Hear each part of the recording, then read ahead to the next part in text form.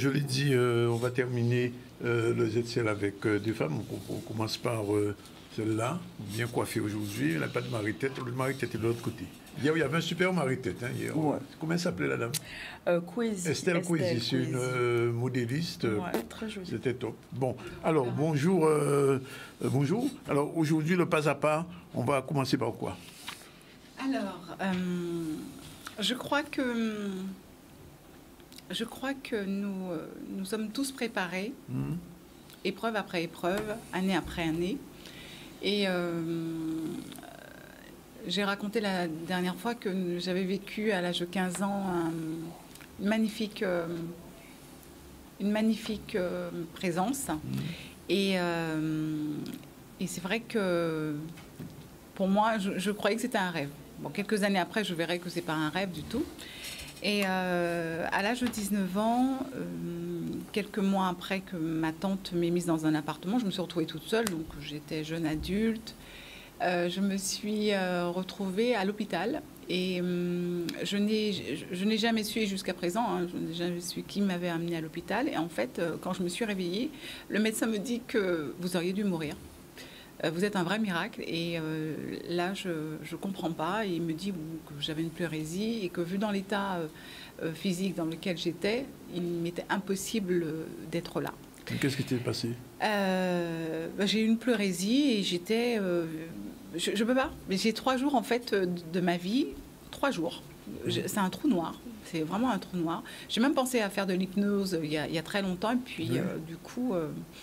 je me suis dit que, je ne sais pas... Il y a une spécialiste de l'hypnose à côté. Voilà, bon, voilà.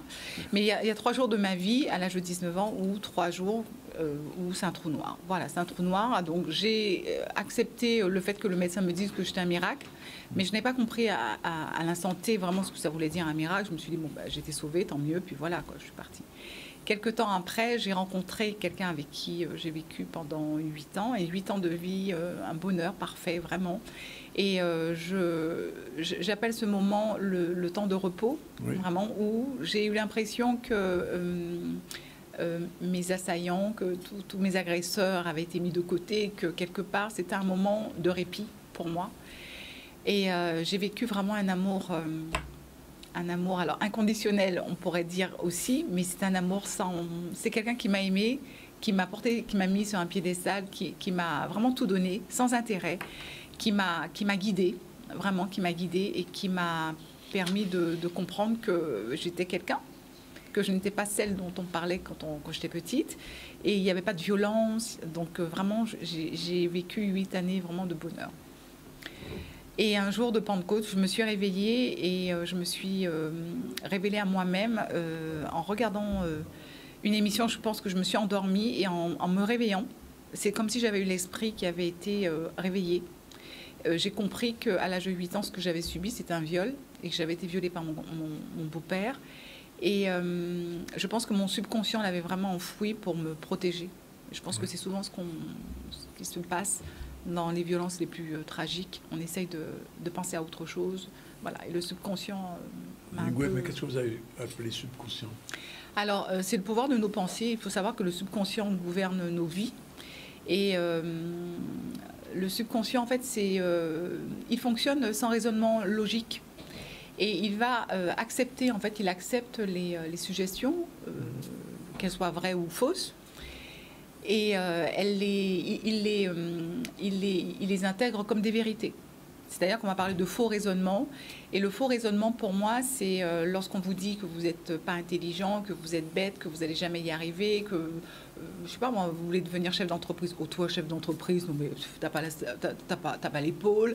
Voilà, donc on va vous dénigrer. Et en fait, ces faux raisonnements, quand on les intègre et quand on les intègre vraiment, c'est-à-dire qu'on croit finalement à ce qu'on nous a dit, et surtout quand on est tout petit, hein, on croit, ça nous dévie de notre axe, ça nous dévie de notre destinée. On finit pas croire qu'on est bête, quoi.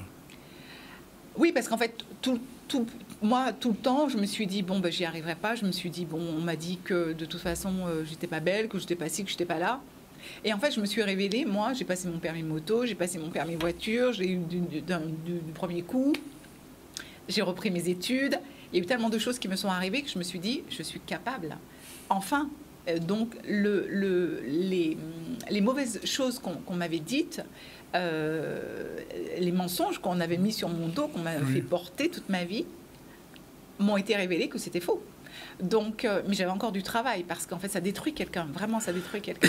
Et si on se dévie de nos destinées, finalement, après, on ne sait plus qui nous sommes et on se dévie et on s'éloigne aussi de la vérité, de qui nous sommes et de ce que nous faisons sur cette terre.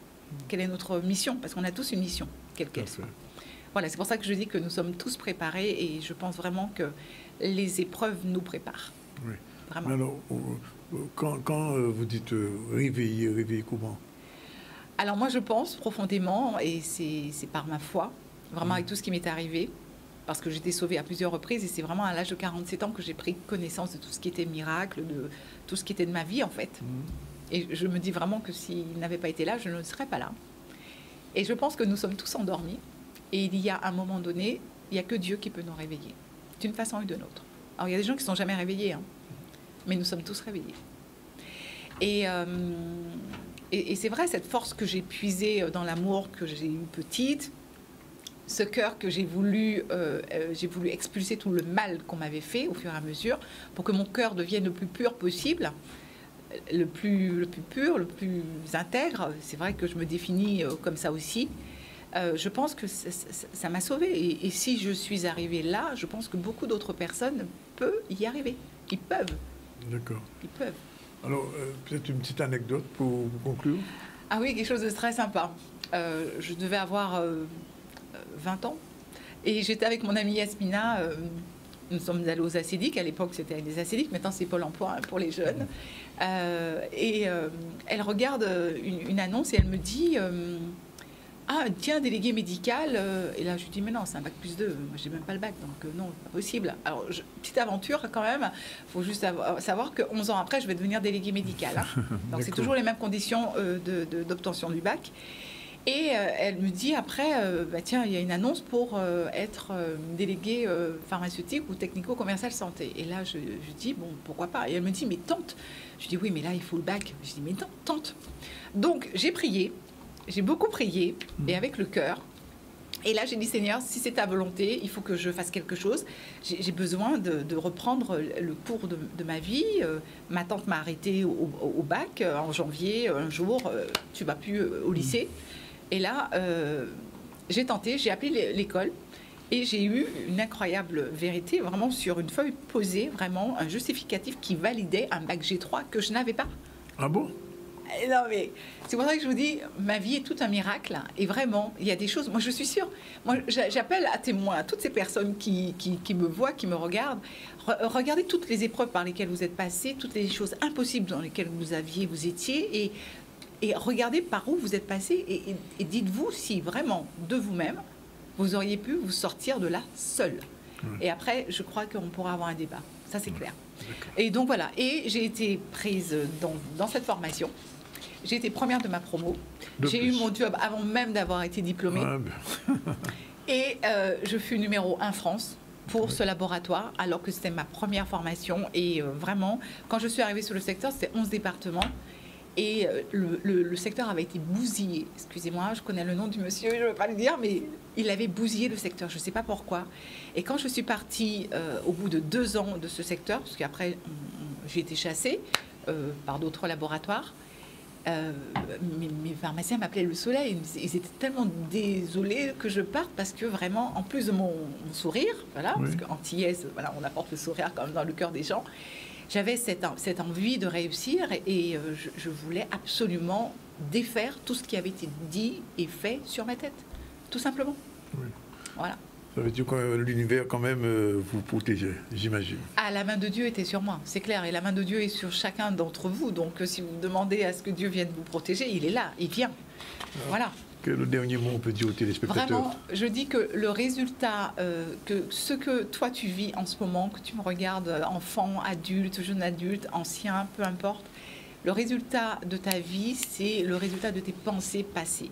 Et en fait, il faut défaire ces pensées, il faut qu'elles soient priorisées dans la vérité, vraiment. Ne plus dire « je ne suis pas intelligent, on m'a dit ça », non, je suis intelligent, je vais réussir. Et non, voilà, positiver sa vie. Et il est important de rester vraiment dans cette vérité pour soi, pour montrer aux autres et pour montrer à ceux qui ont voulu faire du mal que ce n'était pas vrai, qu'ils étaient dans le mensonge. Miguel, merci. Voilà. Restez là, ne bougez pas, puisque je reçois Sarah Juste et je vais demander à Sarah Juste, qui parle à sa tête, qui sait parler à la tête des autres aussi, ce qu'elle pense de ce qu'elle vient d'entendre. Bonjour à tous. Alors, parler à la tête des autres, je ne sais pas. Parler à la mienne, sûrement, puisque j'ai compté, on est environ 22 là-dedans. Mais bon, je rigole, mais on est plusieurs. Ce que je pense de ce que je viens d'entendre, alors je n'irai pas sur le terrain religieux parce que je ne suis pas du tout là-dedans. Quoi qu'il en soit, la foi, je suis d'accord. Et ce sur quoi je suis véritablement d'accord, c'est l'idée que les épreuves nous renforcent. Après, j'ai envie de faire passer le message que aussi on se renforce, mais il y en a qui ne s'en sortent pas forcément. Oui. Et je suis OK avec ça parce que ces personnes-là n'auront pas forcément rencontré sur le chemin les outils, les méthodes, les personnes dont elles avaient besoin pour sortir de ce mauvais pas. Mais oui, effectivement, les épreuves, pour moi, nous renforcent.